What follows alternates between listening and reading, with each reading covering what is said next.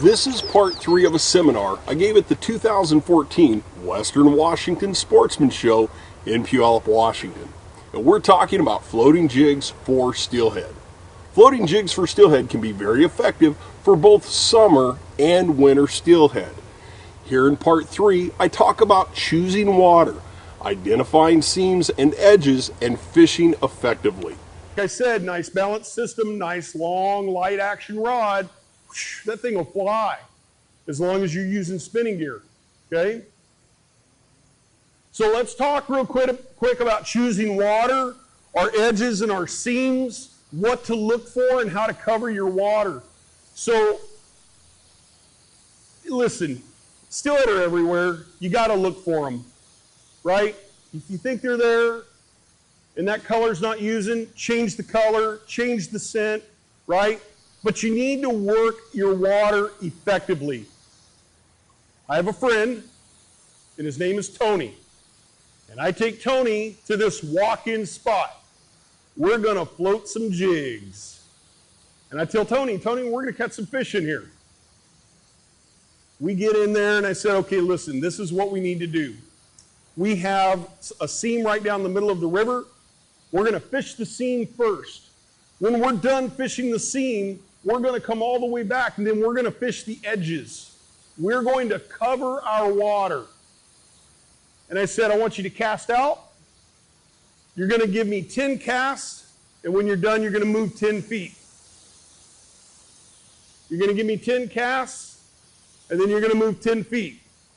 What is he going to do if he does it my way? He's going to cover the water. He will fish all of that seam. Tony doesn't do it my way. Tony does it his way. Tony casts several times and finally has enough. This isn't working. And literally, he walks from me to the wall away. I don't know what he's doing, but I'm doing my thing. I'm done. I walk my 10 feet. Now, when I get down here, I have fished the water I'm casting to, right? But there's some new water down here that I haven't fished. He was fishing it. He was supposed to fish it. So I cast, and I come through. Boom, fish on. And he looks at me, and he goes, oh. You need to fish effectively. If you're going out to the river, and you're here, and you're there, and you're over here, you're not fishing effectively. How many guys have been on the river? Because I know there's a lot of bank anglers in here. You raised your hands. How many guys have been on the river and you see a guide sled come up and he goes through and then here he comes again. And he hits that drift, what, 5, 6 times? And then he disappears a while and here he comes again an hour later. Be honest, you've seen that, right? They're fishing effectively. They're hitting those same seams and edges over and over. You have to fish effectively so that you can cover that water and look for those fish. If that first thing didn't work for Tony, after he fished effectively the seam, he could have come back, fished the same section of water with a different color. Once you fish that, then you come back, you fish the edges. What are seams? What causes seams? Rocks, stumps. It's where that fast water meets the slower water, causes a seam in the water. Fish the inside edge of that slower water edge of that seam. Those fish love to ambush those jigs in those spots. Fish your edges. What's the most common thing that causes an edge, guys? Say it louder. Nope, that's going to cause a seam. What? Shade. Shade. Sun's out, right? Sun's out. Shade. It's shady here and light over here. Where do you think fish is going to sit? Here? Or just inside that shade spot? Yeah, it's inside of an edge. Right? So fish those inside edges like that. 2 days ago when I did this seminar, a guy said to me, he goes, man, I know these fish are sitting in this spot, but how do I get to the deep water? And he explained it a little bit more to me, and what it ended up being is, as he's fishing downriver, it's flat, and it drops off, kind of a deep depression, and then comes back up and is flat again. And I said, don't fish the deep water, because it's about 12 feet deep. I said, fish where the fish are going to hold. So if you're coming downriver and it drops, those fish are going to hold right at the, before it drops off. They'll hold right on that edge. Fish that. But when you're through the deep part, don't think you're going to drift way down there. Move. Go down there and then fish where it rises, but set your jig to fish this, not down here. You will find steelhead in some deep water, okay? But you need to fish the water that you're going to. If you're going to fish deep water, then you need to get your rig set up and have that set up for the deep water, okay? What you do is you guys, when you first get out there, you throw your jig out in the water, and you're going through and your float is laying over like this, it will not stand up, then your leader's too long. You need to bring it in, start making adjustments. So that's too long. I'm going to bring it in a few inches, 6 to 12 inches. What you're doing is you're looking for bottom. You're looking to find that bottom. Once you find bottom, and you go, okay, that was almost it. Once you find that, how much do we want to move then? You want to move 12 inches. Because we want our jig off the bottom about 12 inches. If you're going through a float, and all of a sudden your jig lays over, and it's not coming down because it was hit, you're picking up bottom. So bring your jig in, readjust it, right? Adjust that jig, get off the bottom another 12 inches. Now you can effectively fish that seam, that edge, that whole section of water. Does that make sense?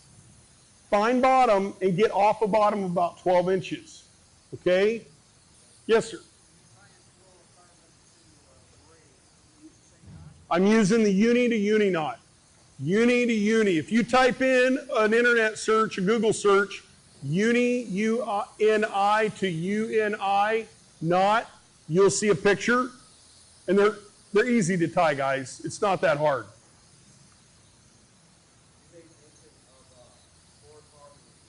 Yes. Just disappears in the water. If you have the skill and you can tie the uni to uni knot, tie the uni to uni knot. I really like it. It makes it seamless, okay? If you can prevent from using barrel swivels, try not to use them. Guys, float fishing is easy, and it's fun. This little girl sitting down here can float fish, okay? She can float fish. Anybody can float fish. We all grew up probably with a bobber on a lake at some point. Float fishing is easy, but when you start talking about taking her free drifting for steelhead, unless she has the patience that none of us have probably ever seen, in about 2 hours, she's going to say, I'm hungry. When are we going home? When is this going to be over? Right? No, it's true. It's true. So, using floats and floating jigs makes it easy. It makes it fun. You guys, if you don't want to use the braid, that's okay. Don't use the braid. You can use the mono. You just really have to watch your rod, okay? If the belly of the line gets in the water and starts pulling your float down, just lift straight up. Don't try and mend it like a fly rod. It's not going to work so well for you, okay? But float fishing is easy. It's easy to cast. Heck, you can reach over and help somebody cast for you. You can cast for them. But just fishing it is really easy. All you got to do is follow that float with your line. You cast upriver, it's coming down, you reel up a little slack as it's going downriver. You open the bell, kind of keep your hand right here. Just let some of that line come out. You get down there, 30, 40 yards, close the bell, reel it up, start all over. It's a simple process.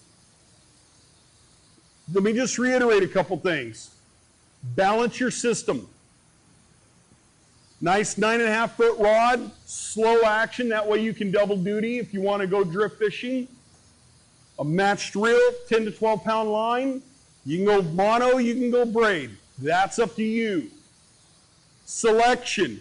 Make sure that you match the float to your selection of jigs.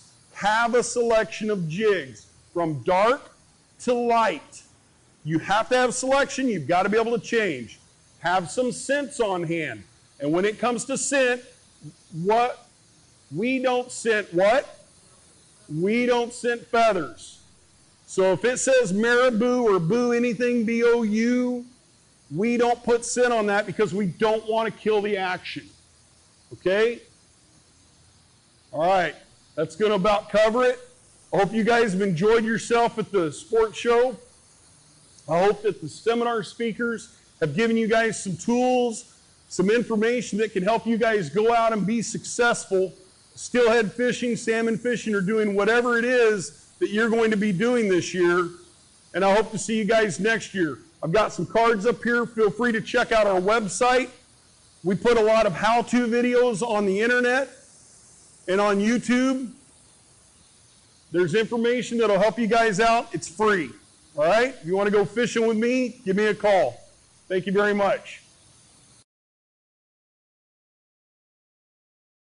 That wraps it up for this 3-part seminar about floating jigs for steelhead. If you missed part 1 or 2, make sure you go back and watch them so you get all of the information you need to be successful floating jigs for steelhead. We'll see you next year at the 2015 Western Washington Sportsman Show in Puyallup, Washington. Thanks for watching.